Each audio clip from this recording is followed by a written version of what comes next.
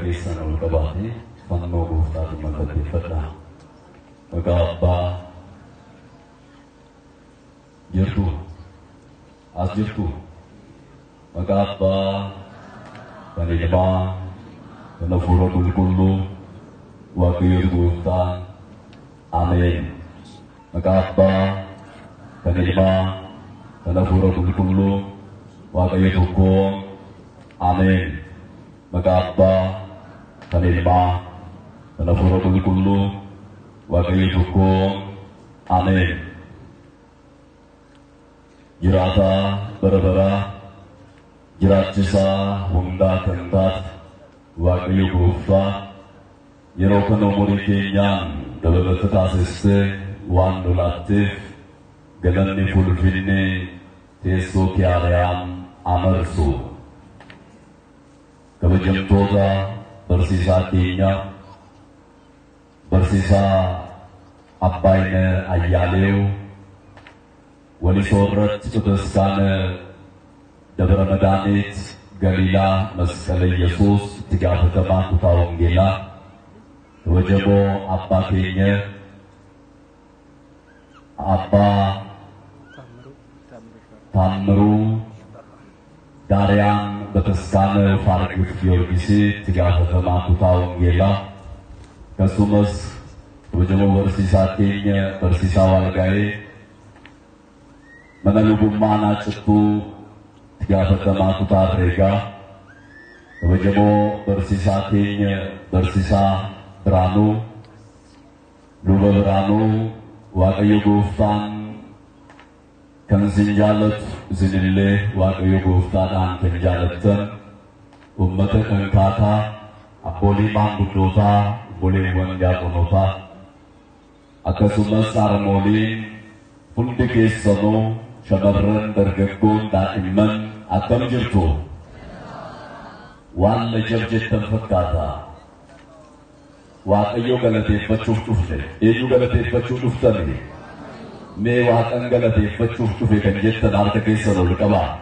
uguma jaran uguma sagale kisan inis markani patna uguma iyo galati pacuf-cuftani wak iyo nagaw-cuftani Sini ya ada jauh, legal ada petawa ada tenang. Dalam ni pun negara satu satu. Atam jirtu. Galati pemuna melawat masa kente. Nujurat sesayero kena kebeletang kenukin lewat yubuftan makansa kenulufatif kegalatunya atau. Bisa kelewat yuat keberenuf wat yubuftan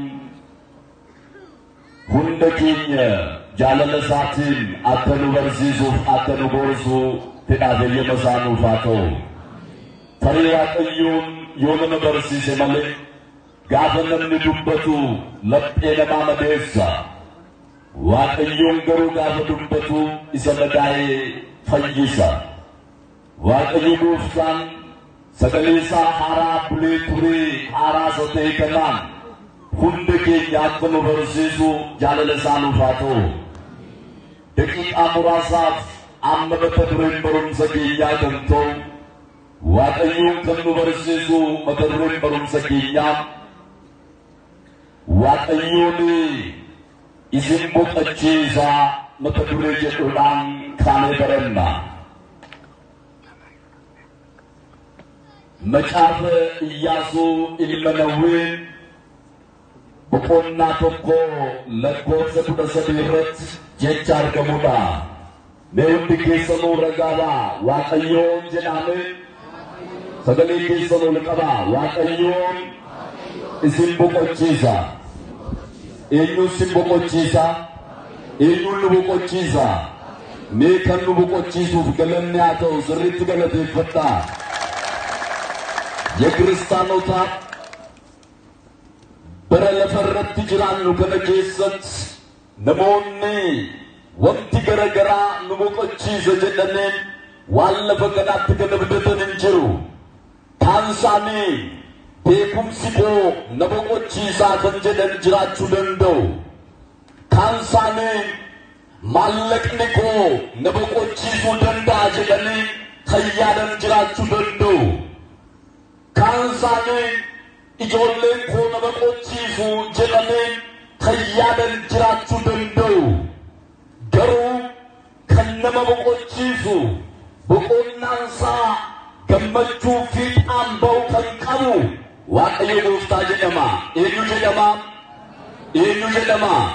Galanni maqaa isaatiif haa ta'u. Galateeffadhaa Waaqa kanaan.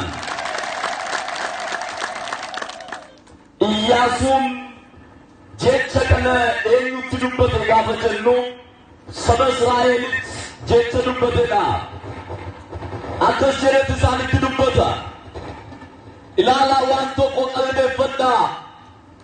Museen abbaan keenya seera Waaqayyootiin kan bule, ajaja Waaqayyoo kan raawwate, Waaqayyoon Gooftaani, Waaqayyoon Uumaani isa boqochiisa jedhee inni dubbate sun dhugaadha.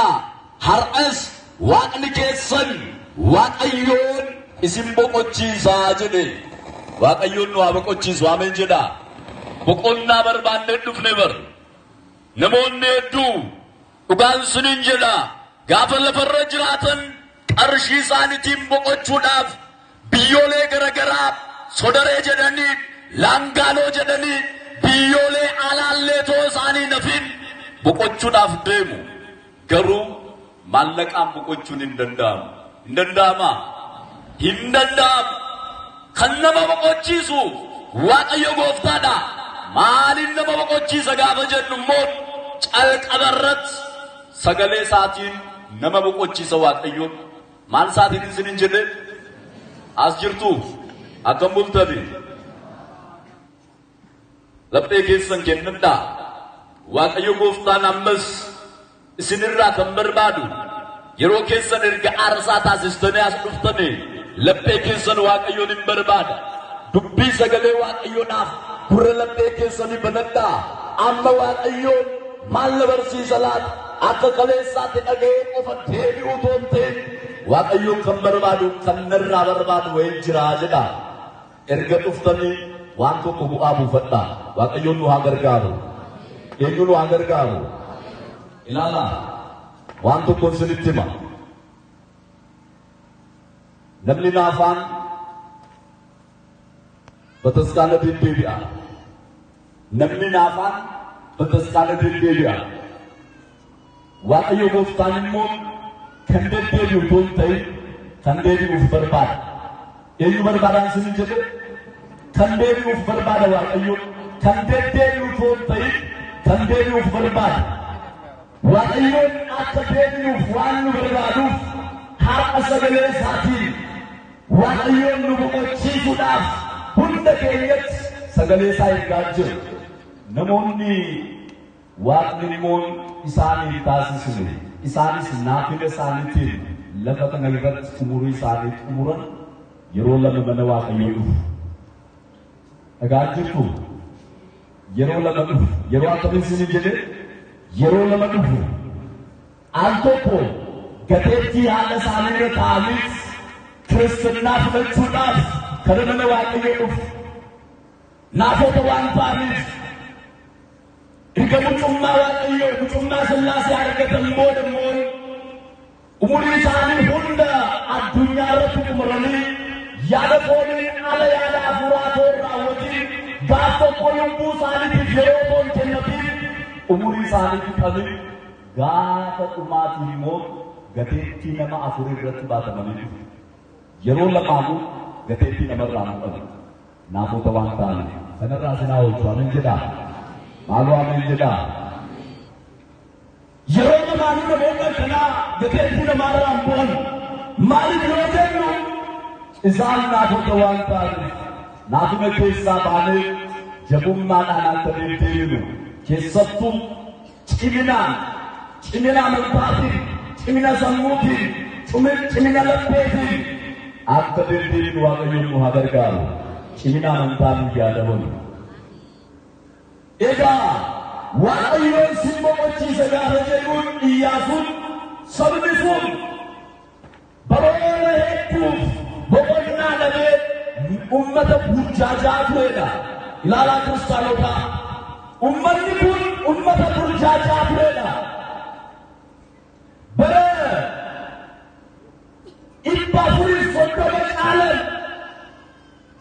garbummaa Fara'oon jalatti bulee ummata burjaajaa turedha. Umurii isaa guutuu biyya lammii qabnetti, biyya fira qabnetti ilaala biyya ormaatti ummata turedha ummanni Israa'el.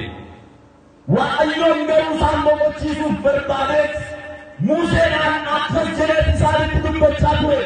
Karaa Museetiin ilaala bishaan ujummoo keessa darbee akkuma deemutti Waaqayyoon sagalee isaa namootaan dabarsee waan dubbatuuf Museedhaan ummata kanaan akkas jedhanii Waaqni keessan Waaqayyoon isin boqochiisa.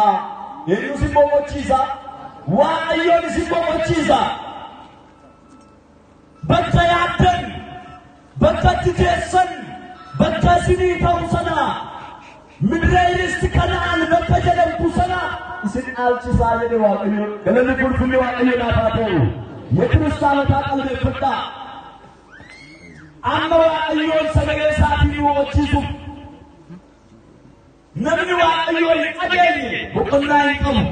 Kitaabni gaafa dubbatu macaafa fakkeenyaa boqonnaa tokko lakkoofsa 39 irratti akkas jedhe Waaqayyoon kan na dhaga'u tasgabbaa'ee haa taa'u jedhe Waaqayyoon. Tasgabbaa'ee maal haa jedhu? As jirtu